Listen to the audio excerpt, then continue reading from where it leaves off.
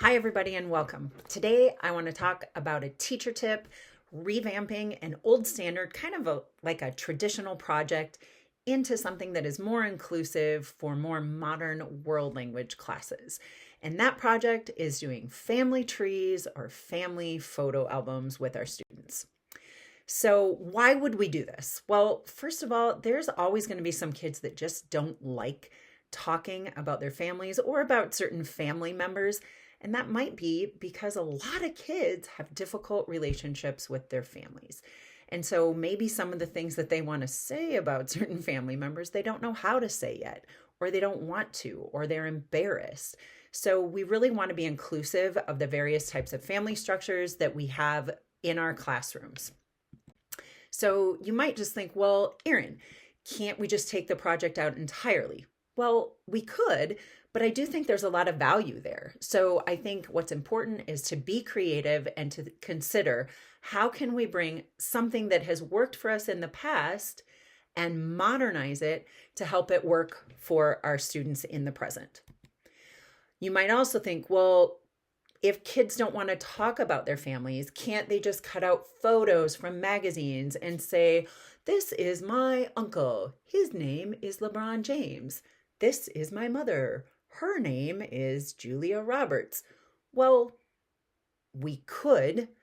That would, in fact, practice the structures, but it's not practicing any sort of real language that we want the kids to use in an authentic environment. So, for example, say a kid is traveling abroad, they meet another kid while they're out at a museum or something, and they strike up a friendship. And the other kid's like, hey, tell me about your family.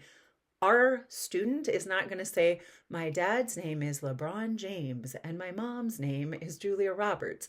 No, we want them to be able to talk about their truth, not just do the structures. So we consider that. What's our goal? Repetition in the structures that we're trying to get at, and that might be different for different teachers doing this project, but we're also trying to consider, let's give the kids real language that they can use to talk about real people in their lives that they want to talk about. So if we keep that in mind, then what can we do? Do the kids want to talk about people in their lives? Yeah, they definitely do. They want to talk about the ones that they like. So instead of doing a family tree, which I think can get really messy, I would advocate for doing a family photo album over a family tree. And then the new version of the family photo album is, instead of calling it family photo album, call it My Loves, album of my loves. That allows the students to include family members. And I tell them they can be living or not. It includes pets, living or not. And it includes best friends, living or not. And I always say, you don't have to include anyone that you don't like. So for example, in my classes, I require their album to include 6 people. And I say you can include one pet, one best friend, and 4 family members, any 4, as long as the family words are different. So maybe it's a grandma, a boy cousin, a girl cousin, and an uncle. They write about the people that they want to. Now, that being said, there are always kids who are like, but I have to write about all 5 of my sisters, and I have to write about both my grandmothers, but it's the same family vocab word. Okay, I get that. So I always tell them the first 6 that you write about, they go in the front. They are the ones that have an impact on your grade. Anybody else you want to include, awesome. I want to see your family. I want to see every pet you've ever had, or show me who all of your friends are. I will go through and I will absolutely make comments on those. I will give you feedback, but they will not help or hurt you.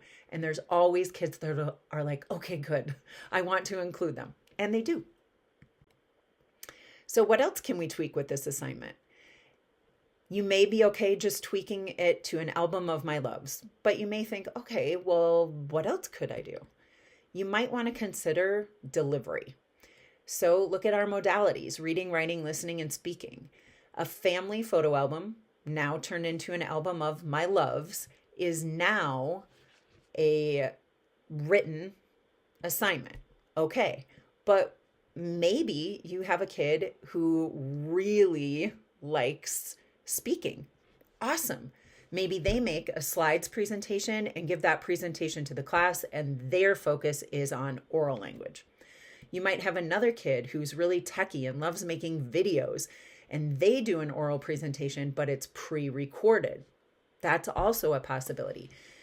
For me, I'm a French teacher, and my classes are always so full of kids who are really artsy, theatery, and they like performing. So this might work well in a class where you have kids that are really into performance.